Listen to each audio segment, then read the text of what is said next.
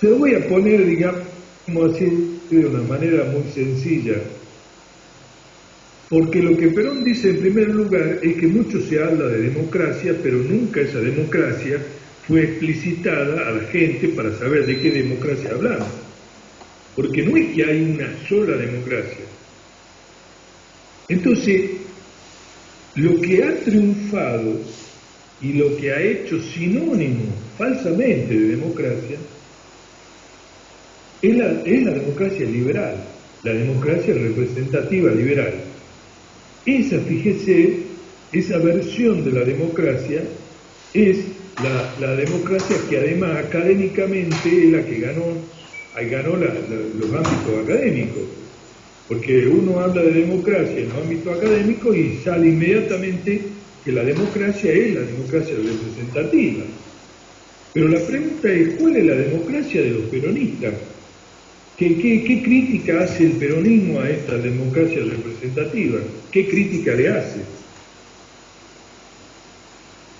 Y nosotros podemos imaginar, compañeros, ¿qué hace una tiranía?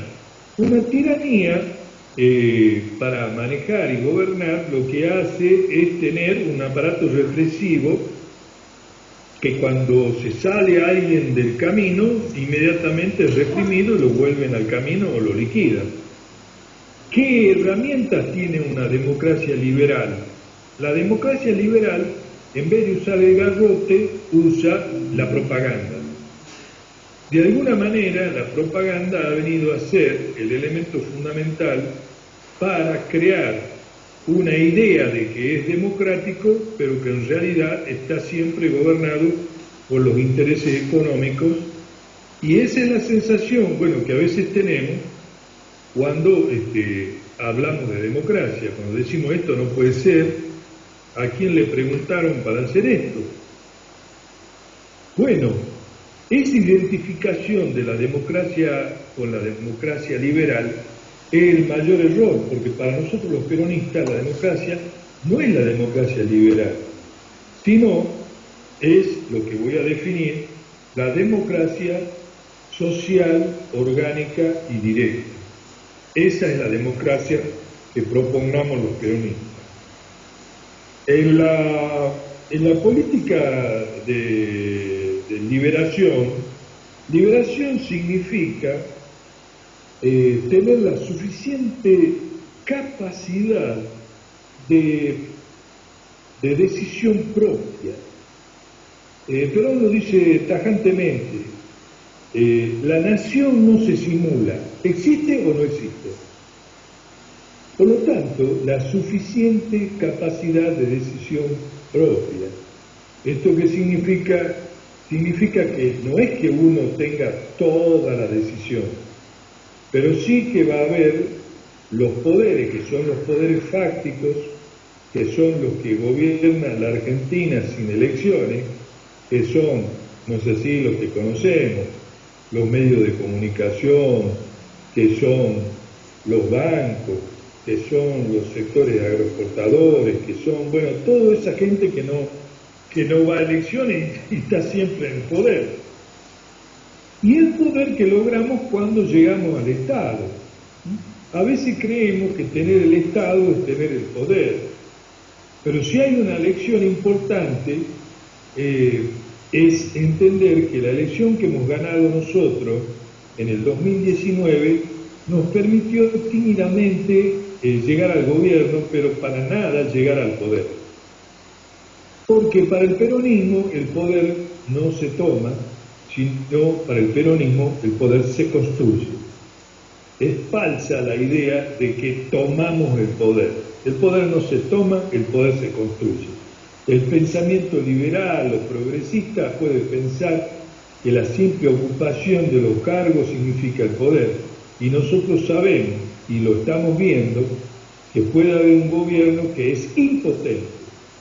Es impotente para llevar adelante las cosas que tiene que llevar, porque es un poder, porque es un gobierno que no alcanzó un grado de poder, un grado de independencia para marcar un camino de soberanía. Para nosotros, el problema esencial es un problema eminentemente político, entendiendo la política, como vimos en la clase anterior, que no es otra cosa que la construcción de un poder popular que nos permita gobernar en el sentido de hacer lo que el pueblo quiere. En la noción clásica, la nación es la entidad integrada por población, territorio y gobierno, y al Estado se lo denominaba la nación jurídicamente constituida. Pero para los peronistas esta definición no es suficiente. ¿Por qué es suficiente para los liberales?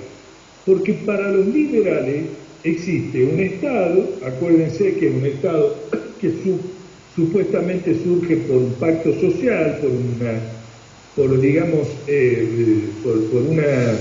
un contrato social. Existe el ciudadano que es suelto, que es un hombre singular, individual, y en el medio la única organización intermedia que el liberalismo acepta es el partido político.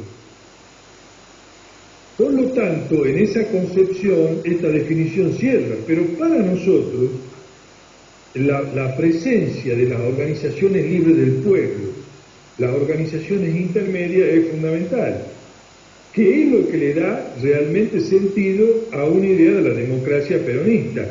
Por eso decimos democracia social, orgánica y directa. Entonces, ¿qué dice Perón? No podemos seguir con el prejuicio de que las organizaciones intermedias es una marcha hacia el corporativismo. Porque se acuerdan cuando lo acusaban de fascismo, de nazismo, de peronismo, era porque le llamaban corporativista, porque decían que las organizaciones intermedias le daban ese tono. En realidad, una cuestión corporativa es cuando el Estado o el gobierno las crea y dependen del gobierno las organizaciones. Pero cuando esas organizaciones son libres, no hay ningún corporativismo.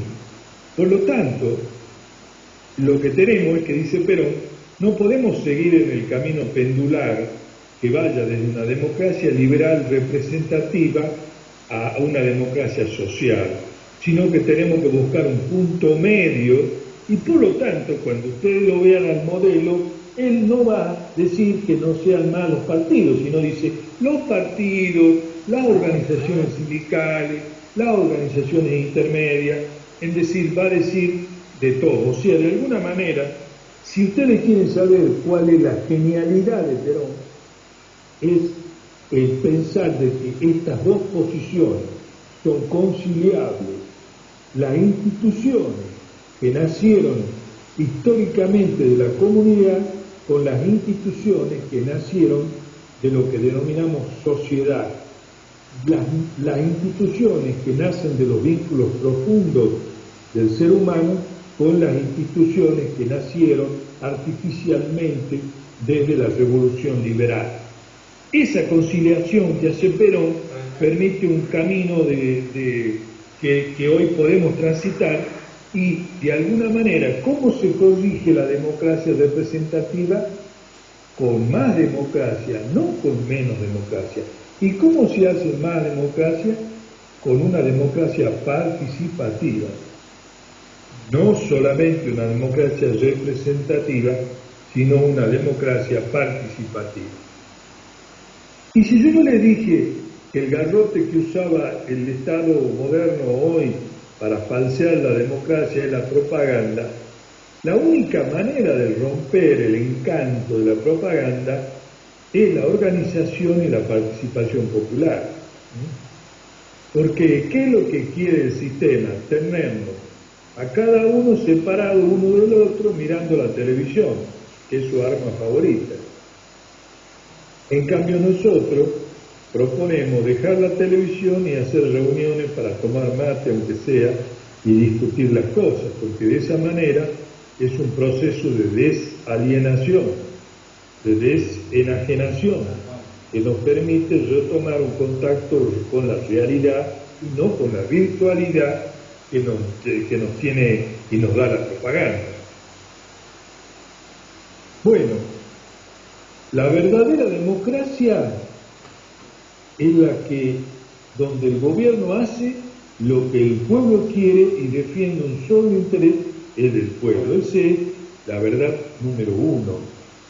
Y es lo que se llama históricamente el pacto tácito que debe haber entre un pueblo y un gobierno. ¿Cuál es el pacto tácito? O diríamos nosotros, ¿cuál es el pacto de cajón? El pacto de cajón es que tenés que hacer lo que te decimos nosotros, es el pacto de cajón. Bueno, fíjense, es tan importante esto, que cuando un gobierno que se dice electo por el voto y todo eso, pero que no hace lo que el pueblo quiere, deja de ser democrático. Deja de ser democrático. Por más que haya sido elegido con todas las formalidades que marca la ley, pero lo que no tiene un gobierno que no hace lo que el pueblo quiere es la legitimidad para estar ahí gobernando. De alguna manera, esto plantea Perón. Entonces, esto es la marcha de lo político a lo social. De este tema ya hemos hablado, digamos, de cómo se ensambla lo social y lo político, que para nosotros los peronistas el objetivo de la política es la resolución de los problemas sociales. Y por lo tanto no hay contradicción. Bueno, otro tema que creo que tiene mucha importancia y que va a mencionar el general Perón en esta propuesta, en este modelo, es la familia y la sociedad. Perón aquí nos advierte que claramente hay, digamos, fisuras en la familia por la velocidad de los cambios y porque a veces los cambios que se llevaron a cabo no eran los convenientes. Yo les digo que esto que nos dice Perón, que la familia está afectada por los cambios, por la velocidad de los cambios, que el Papa Francisco le va a llamar la rapidación. La rapidación es no tener conciencia del paso de los tiempos. ¿Por qué? Porque el ser humano no se mueve por los tiempos cronológicos. El tiempo cronológico es un tiempo utilitario. El ser humano se mueve por los procesos temporales. Por ejemplo, ¿cuánto dura un duelo? Si ustedes me dicen cuánto dura un duelo, es decir, nadie puede saberlo. Sin embargo, para un ser humano el duelo es un ciclo. No se puede decir 3 meses, 4 días, 5 horas, no se puede. Porque los seres humanos vivimos como procesos, no vivimos como en el reloj con cronológico. Por lo tanto, cada vez que nos aplican el reloj, nos hacen daño. Porque la sociedad moderna, que es cuantitativa y busca de alguna manera la productividad y todo eso, lo que va a destruir en el fondo es esa manera de ser del ser humano que lo vuelven animal. Lo animal piensan, porque le permiten y no le permiten reflexionar. Eso ha calado profundamente en la familia. Y el ejemplo de la pandemia y la cuarentena, compañeros, miren, todas aquellas familias que vivían en sus casas, digamos, viéndose un ratito y yéndose, porque hay algunos que prefieren fugarse de la casa y no estar, entonces siempre andan ocupados. Bueno,